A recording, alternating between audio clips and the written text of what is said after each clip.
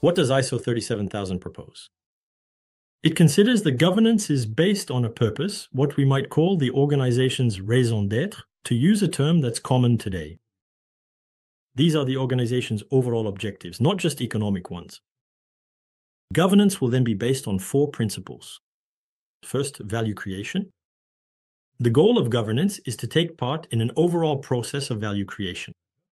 Once again, this goes beyond just financial or economic concerns. This governance will be based on 3 pillars to create value. First, strategy. That is, governance sets the organization's strategy. Second, oversight and control, monitoring the leaders, but also the entire organization. And finally, accountability, what is called accountability in English, meaning all the reporting that must be done to a number of stakeholders, both internally and externally.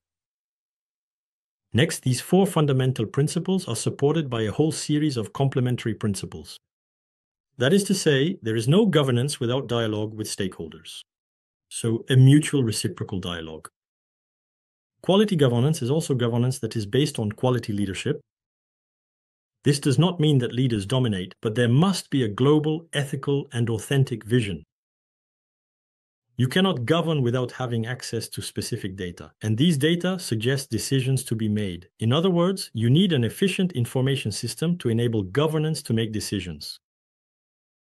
There must also be risk governance, meaning a whole process of risk management, and governance then plays a major role in determining which risks can be taken and which risks should be avoided.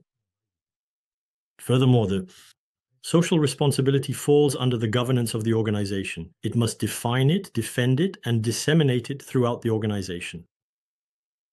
Finally, governance aims to make performance viable and sustainable, meaning that quality governance keeps a medium and long-term perspective in mind, so short-term performance alone is not the goal. Of course, we seek short-term viability, especially in times of crisis, but above all, I aim to ensure the sustainability of performance. Furthermore, this of course includes all the principles of sustainable development.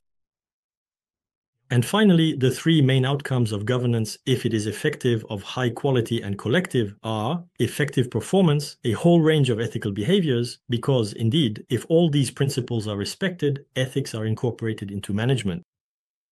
And this is precisely the final outcome of governance, that is, responsible management.